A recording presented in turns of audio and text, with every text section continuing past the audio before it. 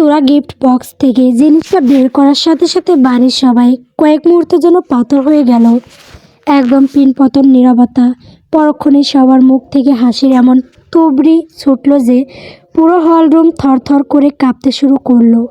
আর সে তো রাগে আর লজ্জায় কাঁপতে কাঁপতে শিহাবের দিকে এমনভাবে তাকালো যেন ওকে এখনই কাঁচা চিবিয়ে খাবে। কারণ গিফট বক্সে শিহাবের দেওয়া সেই বিশ্বের সেরা গিফট আর কিছু নয়, বড় এক প্যাকেট বাচ্চাদের প্যাম্পাস। তোরা নিজের চোখকে বিশ্বাস করতে পারছে না। সে বড় বড় চোখ করে প্যাম্পাসের প্যাকেটের দিকে তাকিয়ে আছে যেন ওটা কোনো বিনগ্রহের বস্তু। নেহাল হাসতে হাসতে দমে আটকে যাওয়ার জোগাড়। সে দুই হাত তালি বাজিয়ে চিৎকার করে তোরার উদ্দেশ্যে বলল, ওরে শিহাব ভাই, মারাত্মক গিফট দিছস তো। ভাবি তোমাদের অনাগত সন্তান শিশু করাইয়া যাতে বিছানা বালিশ একবারে সাত সাঁতারে না ভাসাইয়া দেয়। শিহাব ভাই সেই চিন্তায় রাইতে ঘুমাইতে পারে নাই। আহারে ভাবি, প্রতি তোর কি দরদ। ওরে কি আসিস আমার এই প্যাম্পাস রিসারত শিহাব ভাইয়ের দইরা একটা প্যাম্পাস নোবেল দে, অন্তত একটা সোনার মেডেল ওর গলায় ঝুলাইয়া দে। পুরো হলরুমের সবাই তখন হাসতে হাসতে সোফা আর মেজের উপর লুটিয়ে পড়ছে। শিহাব তাতে একটু লজ্জা না পেয়ে বরং বেশ ভাব নিয়ে নিজের শার্টের কলারটা উঁচু করে টানলো। তারপর একদম বীরের মতো স্টাইলে বলল, আমি শিহাব চৌধুরী, দরকারি আর কাজের গিফট দিতে আমি কোনোদিন পিছাই হই না। তোরা ভাবি তুমি মনে হয় খুশিতে কথাই বলতে পারতেছো না। তুমি কি এখন আমারে ধন্যবাদ দিবা? আরে থাক, ধন্যবাদ দিয়া আমারে ছোট করার দরকার নাই। আমি জানি আমি খুব উপকার করেছি তোমাকে। তিথি হাসতে হাসতে ভারসাম্য হারিয়ে মেঝেতে পড়ে গেল। সে কোনো মতে হাসির ধমক সামলে শিহাবের দিকে তাকিয়ে বলল, তাই বলে প্যাম্পাস? এত সুন্দর একটা জন্মদিনে আপনি আর কিছু না পেয়ে সোজা প্যাম্পাস গিফট করলেন? তার থেকে বাচ্চাদের সুজি কিংবা মিষ্টি গিফট করলেও তো অন্তত ভালো হতো। তাও তারা একটু চেটে দেখতে পারতো মিষ্টি আছে কি না। আর সে তো রাগে অগ্নিশর্মা হয়ে শিহাবের ওপর ঝাঁপিয়ে পড়ল। সে শিহাবের পিঠে দুমদাম করে কিল ঘুষি মারতে মারতে চিৎকার করে বলল, এই আপনার স্পেশাল গিফট। দুনিয়াতে আর কিছু কি আপনার চোখে পড়ে নাই? শেষমেশ এই প্যাম্পাসই আপনার চোখে পড়ল। আমার মান সম্মান সব শেষ করে দিলেন আপনি। নেহাল তখন হাসতে হাসতে প্রায় বেহুশ হওয়ার অবস্থা। সে আরশির কাণ্ড দেখে হাসির তরে কোনো মতে বলতে লাগলো, আরে বোন, ওরে শুধু শুধু মাইরে কি লাভ? তার চেয়ে বরং একটা প্যাম্পাস খুইলা এখন ওরেই পরাইয়া দাও। নিজের আনা জিনিস নিজে প্রথমে ট্রাই করে দেখুক। ও পইরা চেক করলে তোরা ভাবির ফিউচার বাচ্চার জন্য আরও সুবিধা হইব, যে ঠিকঠাক ফিট হয় কি না। নেহালের কথা শুনে শিহাব যন্ত্রণায় মুখ খুঁজতে নেহালের দিকে তাকিয়ে চেঁচিয়ে বলল, নেহাল কাল্লু, তুই থামবি? তুই তো দেখি আমার বউরে আরও উস্কাই দিতাছোস। ভালো চাস তো চুপ থাক, নাইলে তোর মাথায় এমন বদদুয়া দিমু যে কাল থাইকাই টাক পড়া শুরু হইব রে হালা। নেহালকে ধমক দিয়ে শিহাব এবার আদরে আর করুণ মুখ করে আরশির দিকে তাকিয়ে বলল, আর তুমি এত সুন্দর একটা জিনিস তোমার ভাই বউরে গিফট করলাম, তোমার উচিত ছিল খুশিতে আমারে দুইটা চুমু খাওয়া। তা না কইরা উল্টা আমারে দইরা মারতেছো। তুমি আমার বউ নাকি আসলে জল্লাদ? একটু খুলে বলবা? আমি তোমারে চিনতেই পারতাছি না আরশি। আরশি এবার সত্যি ক্ষেপে গিয়ে আরও দুমদাম ভাবে শিহাবকে মারতে লাগলো। মারের চোটে শিহাব তখন রৌদ্রের দিকে তাকিয়ে আর্তনাদ করে বলল, হে ব্রো, তোর এই জল্লাদ বোন রে থামা, নাইলে কালকে সকালে দেখবি তোর আদরে বোন জামাই নাকে তুইলা দিয়া খাটিয়াতে আরাম কইরা ঘুমাই আসি। তোর বোনের হাতের যা কিল, আমার তো এখন পরকাল দেখা হয়ে যাচ্ছে। আয়ান এবার সুযোগ বুঝে শিহাবের পক্ষ নিয়ে ফাজলামোর সুরে বলল, শিহাব ভাই খারাপ কি দিছে? একবার খাঁটি দরকার জিনিস দিছে, এতে তোরা আর ভাইয়ার বিছানা বেঁচে যাবে আর ওদের পার্সোনাল সময়ও বেঁচে যাবে। বেচারা শিহাব ভাইয়া লাগে এখন আমার মায়া হচ্ছে। দীর্ঘ 28 বছরের অভিজ্ঞতা কাজে লাগাইয়া কত কষ্ট করে দোকান থেকে এই প্যাম্পাস কিনে গিফট করলো, আর এখন বইয়ের হাতে মার খাইয়া বেচারা স্মৃতিশক্তি হারাইয়া ফেলতাছে। নিজের বউকেই আর চিনতে পারছে না। রোদ্র এবার কোনো মতে নিজের হাসি সামলে নিয়ে আরশির উদ্দেশ্যে ধমক মিশ্রিত মজার গলায় বলল, আরশি থাম, আর ঝামেলা করিস না। বেচারা তোর হাতে মার খেয়ে তোরেই তো ভুলে যাইতাছে। এই কাঁচা যৌবনকালে ওর চিঠি শক্তিটা দয়া করে কেড়ে নিস না, পরে তো তোকেই সারা জীবন পস্তাতে হবে। রৌদ্রের ধমক মিশ্রিত মজা শুনে আরশি এবার মার থামিয়ে দিয়ে এর পাশে দাঁড়িয়ে জোরে জোরে হাঁপাতে লাগলো। তার চেহারায় তখনও রাগের রেশ। শিহাব তখন ব্যথায় কুকরাতে কুকরাতে নিজের পিঠ আর হাত দৌড়তে লাগলো। তারপর এক মরণাপন্ন রোগীর মতো আর চোখে আরশির দিকে তাকিয়ে বিড়বিড় করে পড়তে লাগলো, লা ইলাহা ইল্লাল্লাহু মুহাম্মাদুর রাসূলুল্লাহ। শিহাবের এমন করুণ দশা আর শেষ মুহূর্ত কালিমা পড়ার ভঙ্গি দেখে পুরো ঘরে থাকা সবাই আবারও হাসিতে ফেটে পড়ল। তারপর সবাই ধীরে ধীরে সিরিয়াস মুডে আসলো। শিহাব মজা করে প্যাম্পাস দিলেও তোরার জন্য আসলে খুব সুন্দর একটা শাড়ি এনেছিল, সেটি সে তোরার হাতে তুলে দিল। নেহাল একটি স্মার্ট ওয়াচ গিফট করলো। আয়ন উপহার দিল চমৎকার একটা শ্বেত চুড়ি। একে একে সবাই তাদের উপহারগুলো তোরার হাতে তুলে দিল। এত সব সুন্দর সুন্দর গিফট পেয়ে তোরা যেন খুশিতে আকাশে উঠছে। দীর্ঘক্ষণ হাসাহাসি আর হুল্লোড়ের পর সবাই বেশ ক্লান্ত হয়ে পড়ল। তারপর একে একে সবাই যার যার রুমে চলে গেল। তিথি নিজের রুমে এসে সোজা ওয়াশরুমে ঢুকলো। আয়নার সামনে দাঁড়িয়ে চোখে মুখে ঠান্ডা পানি ঝাপটা দিতে দিতে সে ভাবল, হাসতে হাসতে তার পেট এখনও ব্যথা করছে। আজকের রাতটা সত্যি অনেক বেশি স্মরণীয় হয়ে থাকলো। তিথি ওয়াশরুম থেকে বের হয়ে আয়নার সামনে দাঁড়ালো। নরম তোয়ালে দিয়ে আলতো করে মুখ মুছতে থাকা অবস্থায় হঠাৎ চারপাশটা যেন থমকে গেল। ঠিক তখনই পেছন থেকে দুটি শক্ত অথচ মায়াবী হাত এসে পরম আবেশে তার চোখ দুটো চেপে ধরল।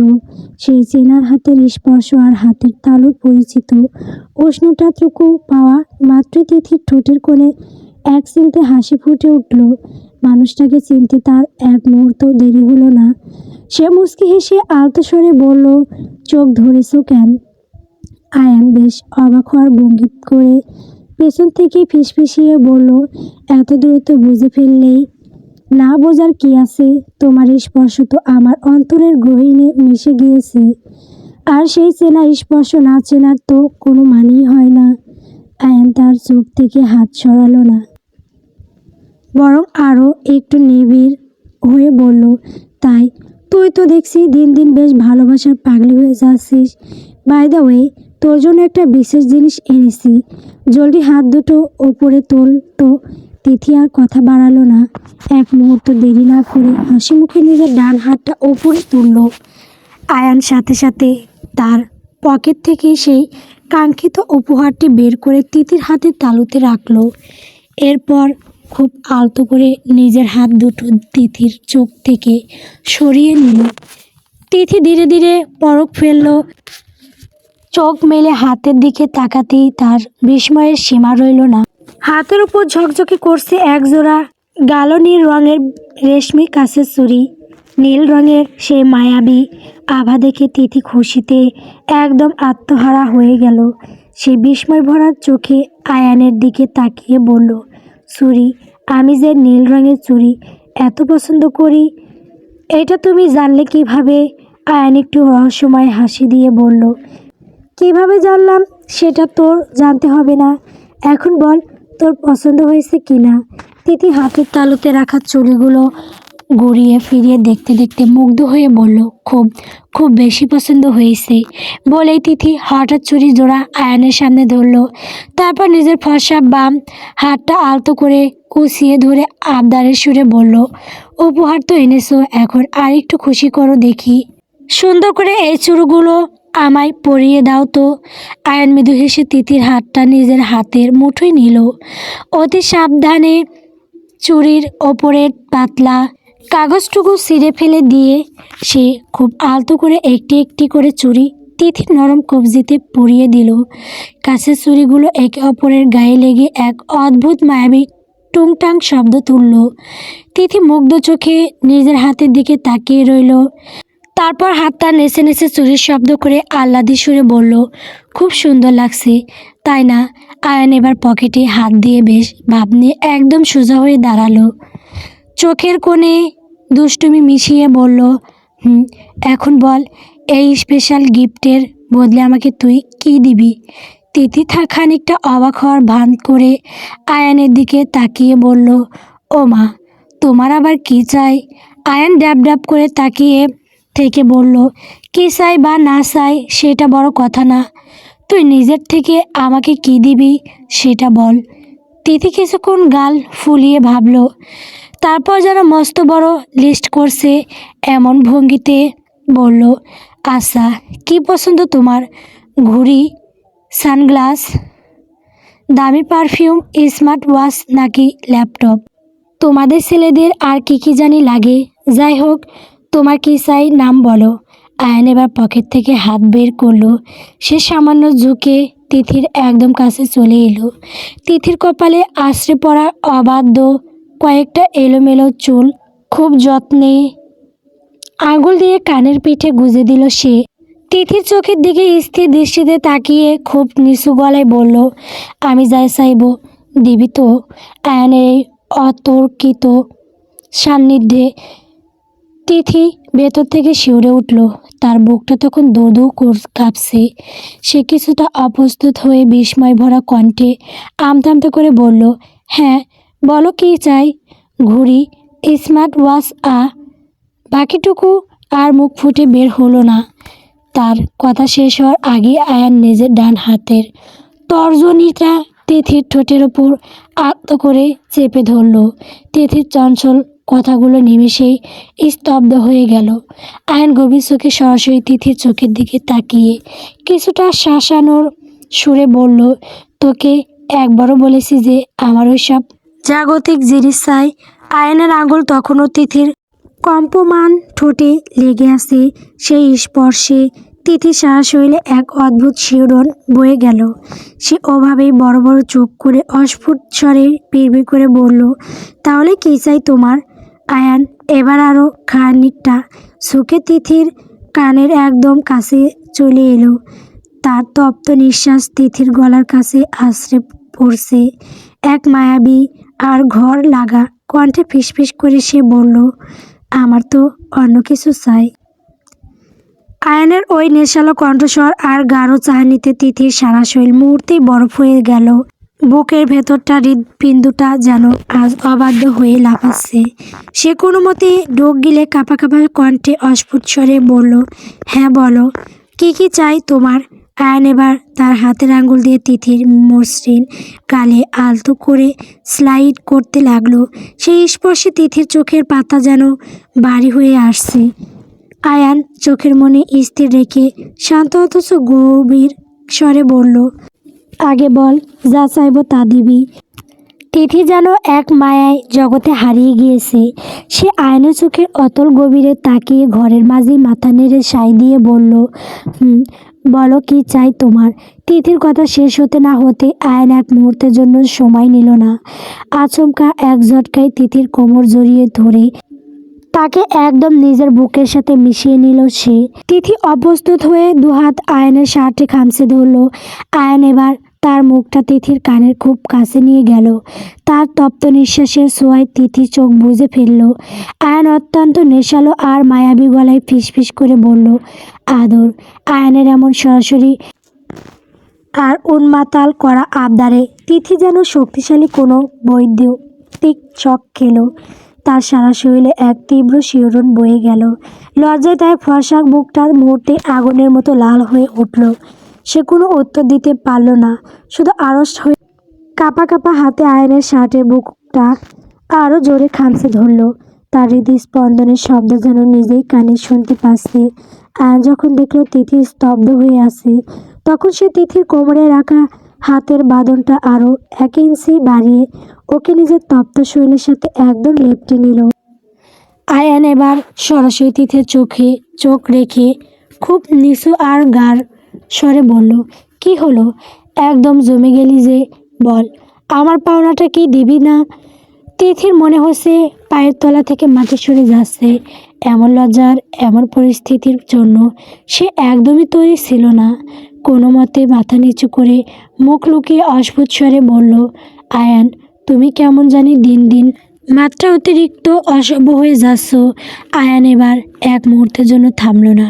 সে নিজের মুখটা নিচু করে তিথির গলার কাছে নামিয়ে আনলো। তিথির মিশন কাঁধ আর গলার সন্ধি স্থলে নিজের ঠোঁট দুটো খুব আলতোভাবে ঘষতে ঘষতে অত্যন্ত নেশালো আর ভাঙা গলায় বলল, খুব বেশি অসভ্য হয়ে গেছি, তাই না? আসলে তোকে দেখলেই আমার মস্তিষ্কের সব নিয়ন্ত্রণ হারিয়ে যায়। তুই আমার এমন এক আদিম নেশা, যার নেশায় আমি প্রতি মুহূর্তে পাগল হই। তোর এই শরীরের ঘ্রাণ, তোর এই লজ্জা সব কিছু আমাকে জ্বালিয়ে দিচ্ছে। এখন বল তিথি, দিবি কি না? আয়নের অমন তীব্র নেশালো সান্নিধ্যে তিথি আরও নিজেকে সামলাতে পারছিল না। তার সারা শরীর থরথর করে কাঁপছে, নিঃশ্বাস আটকে আসছে বারবার। সে কোনো মতে আয়ানের শক্ত বুক থেকে মুখটা সামান্য সরিয়ে নিয়ে কাঁপা কাঁপা গলায় অস্ফুট স্বরে বলল, আয়ান, আমি প্রেগনেন্ট। তিথির এই কথা শুনে আয়ান এক মুহূর্তের জন্য থামল। তার ঠোঁটের কোণে এক সিলতে প্রশ্রয়ের হাসি ফুটে উঠল। সে তিথির চোখে চোখ রেখে ওর কানের লতিতে ঠোঁট ছোঁয়ালো। তারপর খুব আদুরে অথচ নেশালো ভঙ্গিতে তিথির কাঁধে হালকা একটা কামড় বসিয়ে দিল। সেই কামড়ের শিহরণে তিথি চোখ বুজে আয়ানকে আরও শক্ত করে জড়িয়ে ধরল। আয়ান ওর কানের কাছে মুখ রেখে ফিসফিস করে বলল, পাগলি, আমি মোটেও তেমন কোনো গভীর আদর চাইনি যেটাতে আমার সন্তানের বিন্দুমাত্র ক্ষতি হবে। আমি অতটা গভীরে যাব না রে পাগলি। আমি তো শুধু তোর এই মায়াবী শৈলের ছোট ছোট আর মিষ্টি কিছু আদর চাইছি, যে আদরে শুধু তুই আর আমি থাকবো। আয়ানের কথাগুলো যেন নেশার মতো তিথির কানে বাজতে লাগলো। সে বুঝতে পারল আয়ান কতটা যত্ন আর ভালোবাসার সাথে তাকে চাইছে। আয়ান এবার তিথির কপালে থাকা চুলগুলো সরিয়ে দিয়ে ওর কপালে খুব দীর্ঘ এক জোড়া ঠোঁটের ছাপ এঁকে দিল। তিথি লজ্জায় আড়ষ্ট হয়ে রইল। একটি শব্দও তার মুখ দিয়ে বের হলো না। তার সেই লজ্জায় রাঙা মুখ আর আনদ চোখে চাউনি দেখে আয়ানের ভেতরে তৃষ্ণা যেন কয়েক গুণ বেড়ে গেল। সে আর নিজেকে সংবরণ করতে পারল না। তিথির নীরবতা যেন আয়ানের জন্য এক মর্ম সম্মতি হয়ে এলো। আয়ানের মুহূর্তের মধ্যে এক ঝটকায় তিথিকে পাজা কোলা করে কোলে তুলে নিল। অতর্কিত এই ঘটনায় তিথি হালকা একটা চিৎকার দিয়ে আয়ানের গলা জড়িয়ে ধরল। আয়ান ওর চোখের দিকে তাকিয়ে এক মায়াবী হাসল এবং পা ফেলে এগিয়ে গেল বিছানার দিকে। বিছানায় তিথিকে সন্তর্পণে শুইয়ে দিয়ে আয়ান নিজেও এর একদম কাছে ঝুঁকে এলো। ঘরের ডিম লাইটে আবছা নীল আলোয় আয়ানের চোখের নেশাটা যেন আরও স্পষ্ট হয়ে ধরা দিল। তিথি দ্রুত বেগে নিঃশ্বাস নিতে নিতে চোখ দুটো শক্ত করে বুজে ফেলল। আয়ান ওর কানের কাছে মুখ নিয়ে তপ্ত স্বরে বলল, তোর এই লজ্জা আমাকে পাগল করে দিচ্ছে তিথি। কথা দিচ্ছি আমাদের আগত সোনামণির একটু কষ্ট হতে দেব না। বলে আয়ান পরম আবেশে তিথির গলার ভাঁজে মুখ ডুবালো। নীল কাছের চুড়িগুলোর টুংটাং শব্দে নিস্তব্ধ ঘরটা এক মোহনীয় ভালোবাসার গল্প লিখতে শুরু করলো। তোরা গাল ফুলিয়ে বিছানায় এক কোণে বসে আছে। রাগে আর অভিমানে তার মুখটা লাল হয়ে আছে। আজ তার জন্মদিন। অথচ রৌদ্রর কোনো পাত্তাই নেই। সবাই উপহার দিল, কিন্তু নিজের স্বামী কিনা খালি হাতে ঘরে ঘুরে বেড়াচ্ছে। রৌদ্র অনেক ক্লান্ত ছিল, তাই কোনো কথা না বলে সোজা ফ্রেশ হতে ওয়াশরুমে ঢুকেছিল। খানিক বাদে রৌদ্র ফ্রেশ হয়ে ওয়াশরুম থেকে বের হলো। তোয়ালে দিয়ে ভেজা চুল মুছতে মুছতে সে নজর দিল তোরার দিকে। তোরা তখনও গাল ফুলিয়ে পাথরের মতো বসে আছে। রৌদ্র মুচকি হেসে আলতো পায়ে তোরার সামনে এসে মেঝের ওপর হাঁটু গেড়ে বসলো। সে তোরার দু হাত নিজের শক্ত মুঠোয় পুরে নিল। রৌদ্র খুব নরম আর আদুরে গলায় ডাকলো, কি হয়েছে তোরা এইভাবে গাল ফুলিয়ে বসে আছো কেন? রৌদ্রের স্পর্শ পেয়ে তোরা যেন আরো বেশি রেগে গেল। সে রৌদ্রের হাত থেকে নিজের হাত ছাড়িয়ে নেওয়ার একটা ব্যথার চেষ্টা করে মুখটা সামটা দিয়ে অন্যদিকে ঘুরিয়ে নিল। সে এমন একটা ভাব করলো যেন সে রৌদ্রকে চিনেই না। রৌদ্র এবার একটু অসহায় মুখ করে আবার বলল, তোরা আমার দিকে তাকাও, কি হয়েছে বলো? তুমি কি এখনো আমার উপর রেগে আছো? তোরা তবুও কোনো কথা বলল না। সে স্থির হয়ে অন্যদিকে তাকিয়ে রইল।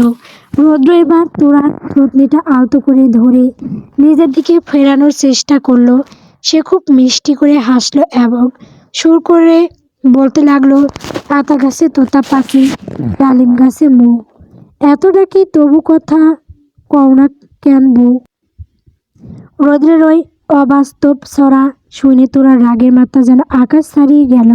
সে মনে মনে ভাবছে, এক তো লোকটা জন্মদিনে কোনো উপহার দেয়নি, তার উপর এখন দরদ না দেখিয়ে মজা নিচ্ছে। কেন যে সে গাল ফুরিয়ে বসে আছে সেটুকু বোঝার ক্ষমতা কি রৌদ্রের নেই? তোরা আর বসে থাকতে পারল না, এক ঝটকায় বিছানা ছেড়ে উঠে দাঁড়িয়ে রাগে কাঁপতে কাঁপতে চেঁচিয়ে বলল, কে ভাই আপনি? তোরার মুখে হুট করে ভাই ডাক শুনে রৌদ্রের চোখের মনি যেন স্থির হয়ে গেল। তবে দমে যাওয়ার পাত্র সে নয়। তোরার অগ্নিশর্মা চেহারা দেখে রৌদ্রের এবার মক্ষম এবং দুষ্টুমি বুদ্ধি বের করলো। সে ঝট করে সোজা হয়ে দাঁড়িয়ে পড়ল, একদম তোরার নাকের ডগায় নাক ঠেকিয়ে। তারপর খুব গম্ভীর হাওয়ায় ভান করে বাম হাতটা প্যান্টের পকেট খুঁজলো আর ডান হাতটা হ্যান্ডশেক করার ভঙ্গিতে এগিয়ে দিয়ে এক নাগাড়ে বলতে শুরু করলো, চলেন আপু, আগে পরিচয়টা হোক আপু। আমি আব্রাহাম খান রৌদ্র আপু, আপনার বাচ্চার বাবা আপু। আর হ্যাঁ আপু, আপনার স্বামী আপুও বটে। এখন আপু আপনার পরিচয় দিলে আমি খুব খুশি হতাম আপু। না মানে আপু, ভুল বুঝবেন না আপু, আমারও তো জানার ইচ্ছে করে। আপু আপু আপনি কি? আপু আপনার নাম কি? আপু আপু আপনার বাসা কোথায়? আপু আপু আপনি রাগ করছেন নাকি আপু? আপু আপনার মুখটা এমন দেখাচ্ছে কেন আপু? আপু শরীর খারাপ লাগছে আপু? আপু এখনই ডাক্তার ডাকবো আপু? আপু আপু আপু ওই আপু, কথা বলেন আপু। আপু শুনতে পাচ্ছেন তো আপু? রৌদ্রের অন্তহীন আপু সম্বোধন আর এক নিঃশ্বাসে বলা পাগলামির শুনে তোরার মাথায় যেন রক্ত চড়ে গেল। সে দাঁতে দাঁত চেপে রৌদ্রের দিকে তাকিয়ে আছে, আর রৌদ্র খুব নিরীহ একটা মুখ করে এখনো হাতটা বাড়িয়ে দাঁড়িয়ে আছে। তোরার রাগ এখনো চরমে, কিন্তু রৌদ্রের এই অদ্ভুত কাণ্ড দেখে সে হাসবে নাকি আরো জোরে চেঁচাবে সেটা বুঝতে পারছে না। তোরাকে অমন করে তাকিয়ে থাকতে দেখে রৌদ্র কয়েকবার চোখের পলক ফেলে অত্যন্ত নিরীহ মুখ করে বলল, আপু শুনছেন আমার কথা? তোরা আর এবার নিজেকে ঠিক রাখতে পারল না। রাগে হিতাহিত জ্ঞান হারিয়ে রৌদ্রের চওড়া বুকে এলো পাতারি কিল ঘুষি মারতে মারতে চিল্লাতে চিল্লাতে বলল, আপনি আসলে একটা খারাপ। আপনি আমার জন্য এই পর্যন্ত যা করেছেন সব নাটক ছিল। আসলে আপনি আমাকে ভালোই বাসেন না, শুধু নাটক দেখান। আর কি বললেন? আমি আপনার আপু। ঠিক আছে, আজ থেকে আমি আপনার আপুই সই। আর কখনো আমার ধারে কাছে আসবেন না আপনি। একদম শোবেন না আমাকে। তোরার চিৎকারে পুরো ঘর যেন কেঁপে উঠল। অভিমানী তার কণ্ঠস্বর বুঝে আসছিল। আর চোখে নোনা জল গাল বয়ে টপ টপ করে রৌদ্রের শার্টের উপর পড়ছিল। রৌদ্র কিন্তু এক চুলও নড়ল না। সে পাথরের মতো দাঁড়িয়ে তোরা সবটুকু রাগ আর আঘাত নিজের বুকে সইতে লাগলো। তোরা মারতে মারতে যখন একদম ক্লান্ত হয়ে পড়ল, ঠিক তখনই রৌদ্র এক ঝটকায় তোরা দুই কবজি শক্ত করে ধরে ওকে নিজের শরীরের সাথে আষ্টে পিষ্টে জড়িয়ে ধরল। তোরা রাগে টকটকে লাল হওয়া যাওয়া মুখটা এখন রৌদ্রের একদম কাছে। রৌদ্রের চোখে সেই দুষ্টুমি হাসিটা মুহূর্তে মিলিয়ে গেল। সেখানে এক গভীর নেশালো আর মায়াবী চাউনি ফুটে উঠল। রৌদ্র খুব নিচু স্বরে তোরার ঠোঁটের একদম কাছে মুখ নিয়ে ফিসফিস করে বলল, বাপরে এত রাগ আমার ওপর। তোরা রৌদ্রের শক্তিশালী বাহু থেকে ছাড়া পাওয়ার জন্য জান প্রাণ দিয়ে দস্তাদস্তি শুরু করলো। রাগে তার সারা শরীর টিরি করছে। সে রৌদ্রের হাতের উপর নিজের নাক বসিয়ে দেওয়ার চেষ্টা করতে করতে তীক্ষ্ণ গলায় বলল, সারণ বলছি, আমায় একদম ছুবেন না আমাকে, ভালো হবে না কিন্তু বলছি। তোরা এই অগ্নিশর্মা রূপ আর ধমক শুনে রৌদ্র মোটেও ভয় পেল না। উল্টো তার ঠোঁটের কোণে একটা বাঁকা হাসি ফুটে উঠল। সে এক ঝটকায় তোরাকে নিজের দিকে ঘুরিয়ে নিয়ে পরক্ষণেই আবার উল্টো করে দিল। তোরার পিঠ এখনো রৌদ্রের বুকের সাথে ঠেকে আছে। রৌদ্র পিছন থেকে ওর কোমরে নিজের দু হাত দিয়ে শক্ত এক বেষ্টনী তৈরি করলো, যাতে তোরা নড়াচড়া করতে না পারে। রৌদ্র তোরার কানের একদম কাছে নিজের তপ্ত মুখটা নিয়ে গেল। তার উষ্ণ নিঃশ্বাস তোরার ঘাড়ে লাগতেই তোরা শিউরে উঠল। রৌদ্র খুব নিচু আর নেশালো গলায় কানে কানে ফিসফিস করে বলল, তাই কি করবে শুলে শুনি একটু তোমার শাস্তির কথা। তোরা অপমানে আর রাগে ফুঁসতে ফুঁসতে দাঁতে দাঁত চেপে বলল, খুন করে ফেলবো একদম, আমার কথা ঠান্ডা মনে করবেন না। রৌদ্র এবার উচ্চস্বরে হেসে উঠল। হাসির চোটে তার বুকটা তোরার পিঠের সাথে কাঁপতে লাগলো। সে তোরাকে আরও নিবিড়ভাবে জড়িয়ে ধরে তোরার ঘাড় নিজের থুতনিটা রাখলো। এক অদ্ভুত মায়া সুরে সে ফিসফিস করে বলল, তাই সত্যি মারতে পারবা আমায়? এতটা পাষাণ বাবুর আম্মু হতে পারবে তো যে বাচ্চা পৃথিবীতে আসার আগেই তাকে এতিম করে দিবে। রৌদ্রের এই আবেগী কথায় তোরার ভেতরটা যেন একটু নরম হলো, কিন্তু তার অভিমান তো কর্মবার নয়। সে এবার অভিমানে ধরা গলায় গাল ফুরিয়ে বলতে লাগলো, আপনি কেমন মানুষ? আপনি আমাকে একটা গিফটও দিলেন না। খুব দামি কিছু হতে হবে তেমন তো না, ছোট্ট একটা জিনিস দিলেও তো মনকে বোঝাতাম যে আপনি কিছু দিয়েছেন। আসলে গিফটটা বড় কথা না, কিন্তু সব থেকে কাছের মানুষ যখন কিছু দেয় না তখন খুব খারাপ লাগে, এটাই বড় কথা। আর আপনি আমার অভিমানটাও বুঝতে পারছেন না, এই বুঝি আমার প্রতি আপনার ভালোবাসা। তোরার কথাগুলো শুনে রৌদ্রের হাসি খুশি মুখটা শান্ত হয়ে এলো। সে এবার পুরোপুরি নিশ্চিত হলো যে তার বইয়ের অভিমানটা ঠিক কোন জায়গায় গিয়ে ঠেকেছে। সে আলতো করে তোরার গালে একটা পাপ্পি খেয়ে আদুরে গলায় বলল, ও আচ্ছা, আমার বাবুর আম্মু বুঝি এই জন্য আমার উপর এত রাগ? মনে মনে আমাকে একদম ভিলেন বানিয়ে ফেলেছ, তাই তো? তোরা কোনো উত্তর দিল না, মাথা নিচু করে চুপ করে দাঁড়িয়ে রইল। রৌদ্র এবার তোরাকে নিজের বাঁধন থেকে ছেড়ে দিয়ে একদম সিরিয়াস মোডে চলে আসলো। তোরা কিছু বুঝে ওঠার আগে রৌদ্র আলমারির কাছে গিয়ে সব থেকে ওপরের তাক থেকে একটা ফাইল বের করে আনলো। সে একটা কলম আর ফাইলটা নিয়ে তোরার সামনে এসে দাঁড়ালো। ফাইলটা খুলে তোরার চোখের সামনে ধরে একটা নির্দিষ্ট জায়গা দেখে গম্ভীর গলায় বলল, সাইন করো এখানে। তোরা অবাক হয়ে ফাসল ফাসল চোখে রৌদ্রের দিকে তাকালো। সে বুঝতে পারছে না হুট করে এই মাঝরাতে কিসের সই নিতে চাইছে রৌদ্র। তার বুকের ভেতরটা দৌড়ো দৌড়ো করতে লাগলো। তোরাকে সই করতে না দেখে রৌদ্র চোয়াল শক্ত হয়ে উঠল। সে ফাইলের ওপর আঙুল দিয়ে চাপ দিয়ে আবারও বেশ গম্ভীর গলায় বলল, কি হলো, শুনতে পাওনি? I said sign the paper right নাও।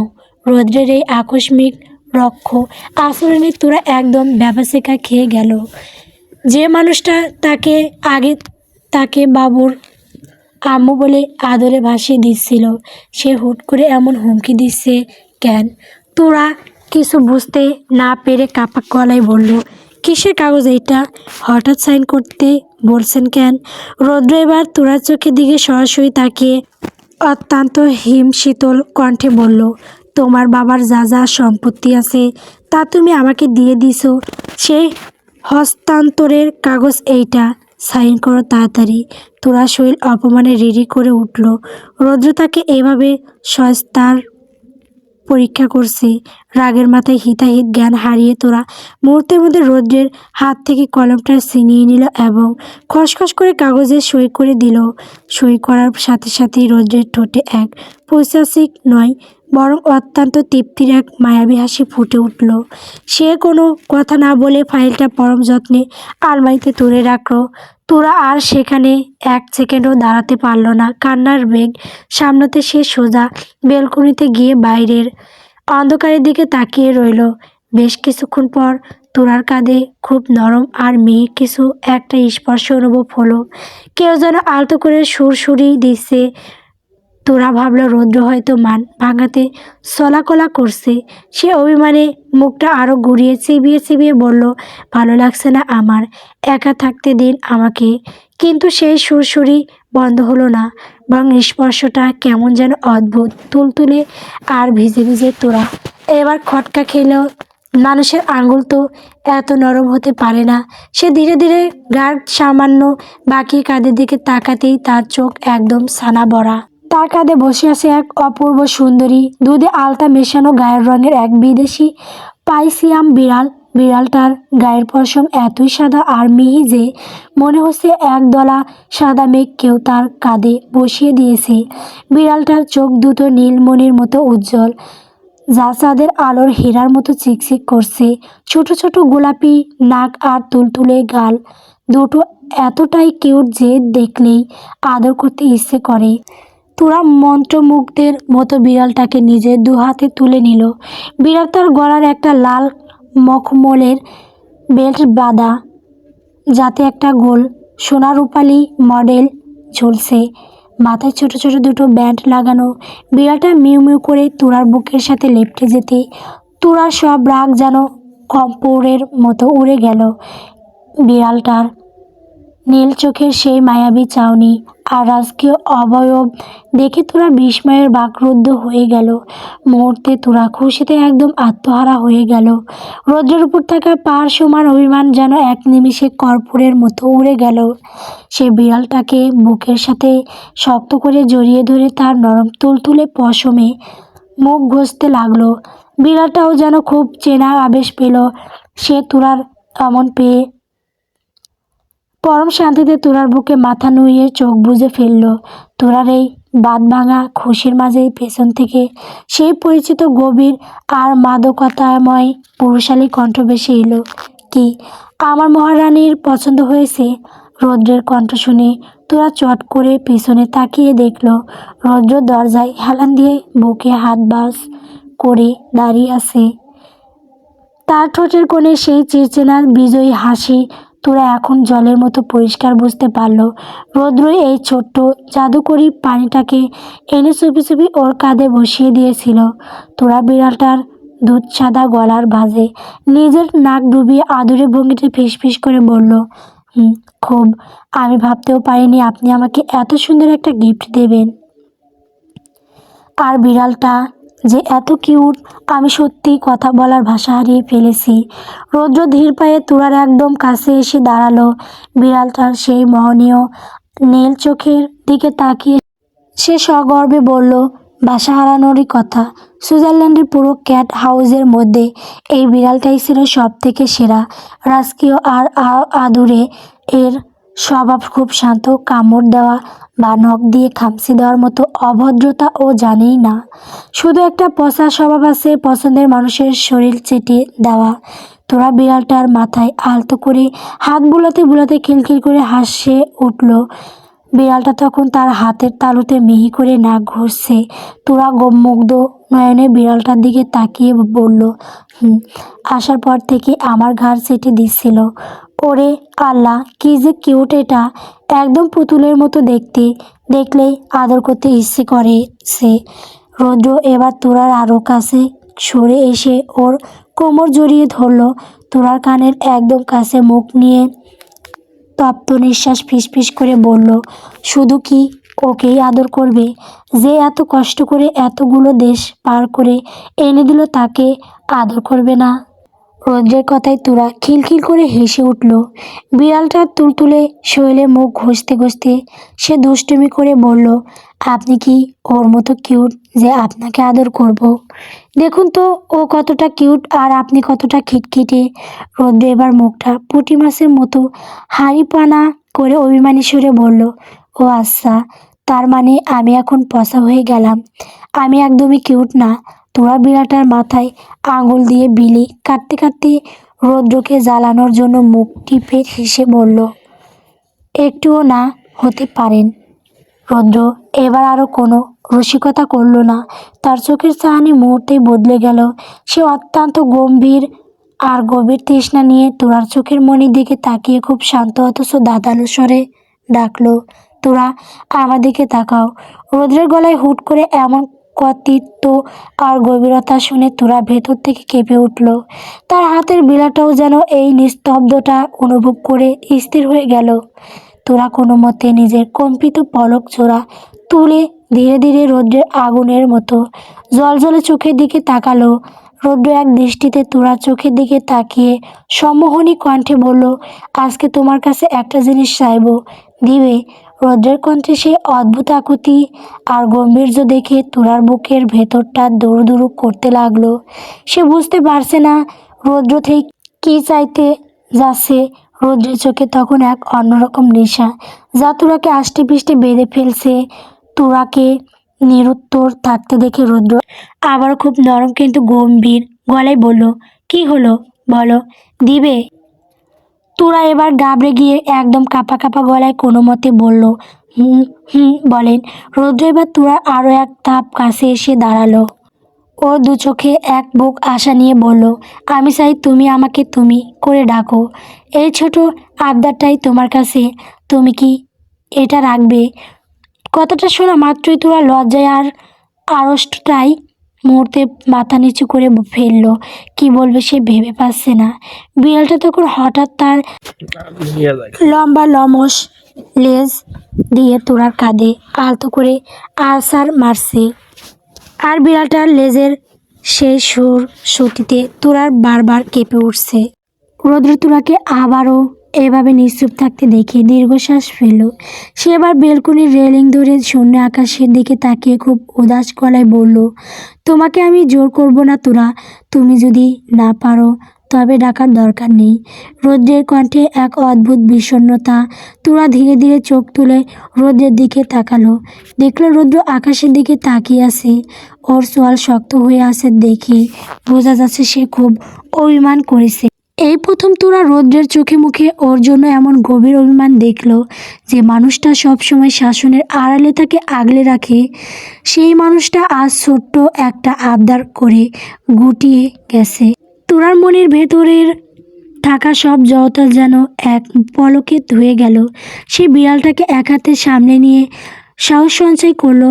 তারপর ঠোঁটের কোণে এক চিলতি মায়াবী হাসি ফুটিয়ে খুব নিচু স্বরে কিন্তু স্পষ্ট করে ডাকলো, রৌদ্র শুনছো? শুনছো তোরা? তোমাকে তুমি করে ডাক দিল। রৌদ্র যেন নিজের কানকেও বিশ্বাস করতে পারল না। সে জট করে মাথা ঘুরিয়ে তোরার দিকে তাকালো। রৌদ্রের চোখে মুখে তখন এক আকাশ সমান আনন্দ। সে খুশিতে যেন একদম আত্মহারা হয়ে গেল।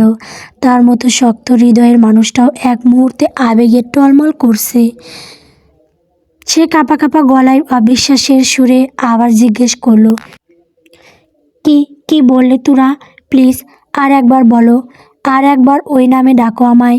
তোরা এবার একটু দুষ্টুমি মেশানো হাসি দিয়ে মুখ টিপে বলল, কেন, কানে বুঝি কম শোনো? একবার বলেছি তো, ব্যাস। রৌদ্র এবার আর দূরত্ব বজায় রাখতে পারল না। সে এক পা এগিয়ে এসে তোরার কোলে ওই তুলতুলে বিড়ালটা থাকা অবস্থাতেই তোরাকে জড়িয়ে ধরল। বিড়ালটা মাঝখানে পড়ে একটু মিউ মিউ করে উঠল, কিন্তু রৌদ্রের সেদিকে খেয়াল নেই। সে তোরার কাঁধে মুখ গুজে দিয়ে খুব আবেগঘন গলায় বলল, না রে পাগলি, হঠাৎ এত খুশি হয়ে গিয়েছি যে নিজের কানকে বিশ্বাস করতে পারছি না। মনে হচ্ছে কোনো সুন্দর স্বপ্ন দেখছি। তোরা আমাকে তুমি বলে ডাকবে, এটা শোনার জন্য আমি যে কতদিন ধরে অপেক্ষা করেছিলাম তা তুমি জানো না। রৌদ্রের গলার স্বরে এক অদ্ভুত প্রশান্তি। তোরা অনুভব করলো রৌদ্রের বুকে ধুকপুকানিটা কত দ্রুত চলছে। রৌদ্রের এই ভালোবাসা আর পাগলামি দেখে তোরার নিজেরও খুব সুখ লাগছে। সে বুঝতে পারলো শুধু একটা তুমি ডাক এই মানুষটাকে কতটা পূর্ণতা দিতে পারে। তোরা কিছু বলল না, শুধু আবেশে চোখ বুজে চুপ করে দাঁড়িয়ে রইল। রৌদ্রের এই নিবিড় আলিঙ্গনে পৃথিবীর সব শোক যেন আজ এই বেলকনিতে এসে জমা হয়েছে। কিন্তু তাদের এই রোমান্টিক মুহূর্তের মাঝখানে পড়ে বেচারা বিড়ালটা এবার একদম চিপায় পড়ে গেল। বিড়ালটা অক্সিজেনের অভাব বোধ করতে হঠাৎ করে বেশ জোরেই এক করুণ স্বরে মিউ করে উঠল। বিড়ালটার সেই আর্তনাদ শুনে রৌদ্রের হুঁশ ফিরল। সে সাথে সাথে তোরাকে ছেড়ে দিয়ে একটু অপ্রস্তুত হয়ে দুপা পিছিয়ে গেল। বিড়ালটা এবার যেন হাঁপ ছেড়ে বাঁচল এবং তোরার কোলের ওপর দাঁড়িয়ে মাথা ঝাঁকিয়ে দিল। রৌদ্র আর তোরা দুজনে একে অপরের দিকে তাকালো।